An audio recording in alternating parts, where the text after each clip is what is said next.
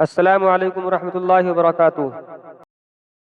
اس وقت میں اللہ تبارک و تعالی تمام کائنات کو درہم برہم کر کے اپنے ہاتھ میں لے لے گا اور یہ پوچھے گا لمن الملک اليوم، کہ کہاں ہے وہ دنیا کے بادشاہ جو یہ کہا کرتے تھے کہ دنیا میں ہماری حکومتیں ہوا کرتی ہیں، دنیا میں جس طرف سے ہم نکل جایا کرتے ہیں ادھر سے ہی ہم ہواؤں کے رخ موڑ دیا کرتے ہیں، جس طرف سے ہم نکلتے ہیں اسی اعتبار سے لوگ ہم سے مانوس ہو جایا کرتے ہیں۔ میرے محترم بزرگ اور دوستو، اس وقت میں کوئی کچھ بتانے کے لیے تیار نہیں ہوگا، اللہ کی طرف سے ہی یہ اعلان ہوگا، اللہ کی طرف سے ہی یہ اعلان ہوگا کہ آج بادشاہت ہماری ہے، آج ساری کی ساری چیزیں ہماری ہیں، اور اگر کوئی ذات ہے تو وہ اللہ وحدہ لا شریک لہ کی ہی ذات ہے۔ اس لیے میرے محترم بزرگ اور دوستو، ہمیں اپنی زندگی کو سنوارنا ہے، ہمیں اپنی زندگی کو بنانا ہے۔ نہ جانے کتنے وقت کی زندگی باقی ہے، کسی کی 10 سال، کسی کی 20 سال، کسی کی 50 سال، کسی کی 70 سالہ زندگی گزر چکی ہے۔ اب نہ جانے ایک ایک پل، ایک ایک لمحہ ہمارے لیے قیمتی ہے، ورنہ انسان کو اس چیز کا احساس ہوگا۔ اللہ کے رسول صلی اللہ تعالیٰ علیہ وسلم فرماتے ہیں کہ ایک شخص کو اس چیز کا احساس ہوگا جب اسے یہ معلوم پڑے گا کہ ایک سبحان اللہ کہنے پر اتنا بلند درجہ اللہ تبارک و تعالیٰ نے ایک شخص کو عطا فرما دیا کہ میں جب سے پیدا ہوا تھا، حدیث کے الفاظ کچھ اس طریقے کے ہیں کہ جب میں پیدا ہوا تھا، پیدائش سے لے کر اپنی موت کے وقت تک اللہ کے سامنے سجدے میں پڑا رہتا، اللہ کے سامنے سجدے میں پڑا رہتا۔ تو میرے محترم بزرگ اور دوستو، کل قیامت کے دن انسان اس عمل کو بھی اپنا کم سمجھتا، کل قیامت کے دن انسان اس کو اپنے عمل کو بھی کم سمجھے گا، وہ اس کر کے کیونکہ اللہ تبارک و تعالیٰ کے یہاں تو اس کی ہر چیز ناپ تول کر کے لکھی گئی ہے۔ اگر اس نے گناہ کیا ہے وہ بھی لکھا گیا ہے، اگر کوئی نیکی چھپ چھپا کر کے کی ہے، غار کے اندر کی ہے، وہ بھی لکھی گئی ہے۔ بس فرق اتنا سا ہے کہ نیکی والا لکھنے والا فرشتہ نیکی کو لکھتا چلا گیا اور گناہ والا فرشتہ گناہ کو لکھتا رہتا ہے۔ لیکن جب بندہ اللہ کے سامنے توبہ استغفار، آہ وزاری، گریہ وزاری کرتا ہے، راتوں کی تنہائیوں میں اللہ کے سامنے روتا ہے، تو میرے محترم بزرگ اور بھائیوں، تو گناہ والا فرشتہ اس کے گناہوں کو مٹا دیتا ہے، اور ایسا مٹاتا ہے کہ کلام پاک نے یہ فرمایا کہ اس شخص کے گناہ کے گواہ 8 ہوتے ہیں۔ کتنے گواہ ہوتے ہیں بھائی؟ دنیا کا قانون تو یہ ہے کہ اگر 2 گواہ مل جائیں تو سزا متعین ہو جاتی ہے، لیکن اللہ تبارک و تعالی نے ایک انسان کے ساتھ 8 گواہی کے سامان متعین کیے ہیں۔ وہ 8 کے 8 ہر وقت اس کے ساتھ رہتے ہیں، اور اللہ کا یہ کرم فرما ہم تمام انسانوں کے اوپر ہے کہ جب انسان اللہ کے سامنے پکی سچی توبہ وہ استغفار کرتا ہے تو اللہ تبارک و تعالی اس کے تمام گناہوں کو ان 8 گواہوں سے بھلا دیتے ہیں، ان 8 گواہوں سے بھلا دیتے ہیں۔ اسی لیے کلام پاک میں فرمایا یومئذ تحدث اخبارہا بان ربک اوحی لہا، کہ جس دن اللہ تبارک و تعالی زمین کو حکم دیں گے کہ اے زمین اپنے اندر کی چیزوں کو اگل دے، اے زمین اپنے اندر کی چیزوں کو بیان کر دے، اس وقت میں زمین چیزوں کو بیان کرے گی کہ یہ شخص چل کر کے مجھ پر گناہ کے کام کرنے کے لیے فلا جگہ جایا کرتا تھا، راتوں کو دوڑا کرتا تھا، چوریاں کیا کرتا تھا، زنا کے لیے اپنے چلنے کا پیروں کا استعمال کیا کرتا تھا۔ چنانچہ کلام پاک کی آیت مبارکہ ہے الیوم نختم علی افواہہم وتکلمنا ایدیہم وتشہد ارجلہم بما کانوا یکسبون،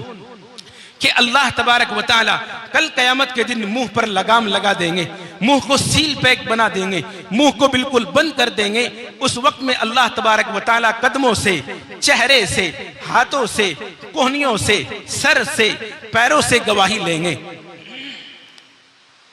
اور گواہی اس اعتبار کی ہوگی، وہ بولیں گے کہ اے اللہ، اس نے تیری عبادات کو چھوڑ کر تیری نافرمانی کے کاموں میں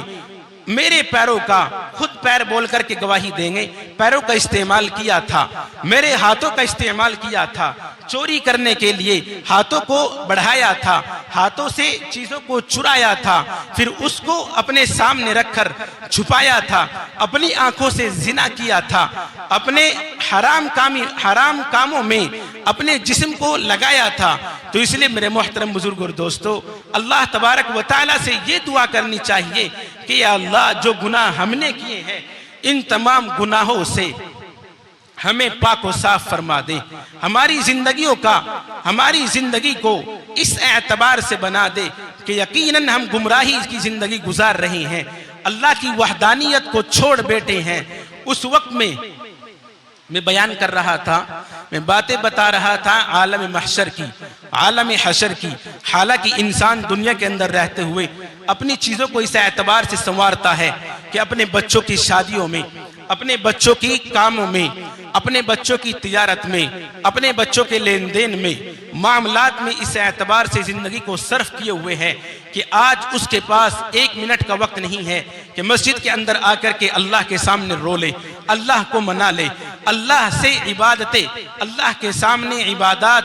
حاصل کر لے، اللہ کے سامنے عبادتیں کر لے۔ میرے محترم بزرگ اور بھائیوں، آج ہمارے پاس اتنا بھی وقت نہیں ہے کہ میں مساجد کے اندر آ کر کے اللہ کے سامنے توبہ تلہ کر لوں، استغفار پڑھ لوں، اللہ کے سامنے نمازیں پڑھ لوں۔ 5 منٹ کا وقت میرے پاس نہیں ہے، 2 منٹ کا وقت میرے پاس نہیں ہے۔ امام صاحب نے جیسے ہی اعلان کیا کہ تمام کے تمام احباب مسجد میں آ جائیں، علماء کرام کی تشریف آوری ہوگی، ان کا بیان ہوگا، نہ جانے کون سی باتیں ہمارے دلوں میں اتر جائے، نہ جانے کون سی چیزیں ہمارے دلوں میں راسخ ہو جائے، کون سی باتیں ہمارے ذہن میں بیٹھ جائے کہ میری زندگی کا بیڑا پار ہو جائے، میں زندگی میں اللہ کے کام کرنے والا بن جاؤں، اللہ کی اطاعت کرنے والا بن جاؤں، اللہ کی وحدانیت اور کبریائی اور بڑائی کو بولنے والا بن جاؤں۔ لیکن میرے محترم بزرگ اور دوستو، بددینی نے آج ہمیں ایسا جکڑا ہوا ہے، بددینی نے آج ہمیں ایسا جکڑا ہوا ہے کہ ہم دین کی باتیں سننے کے لیے تیار نہیں، دین کی باتیں آج ہمارے دلوں پر اثر نہیں کرتی۔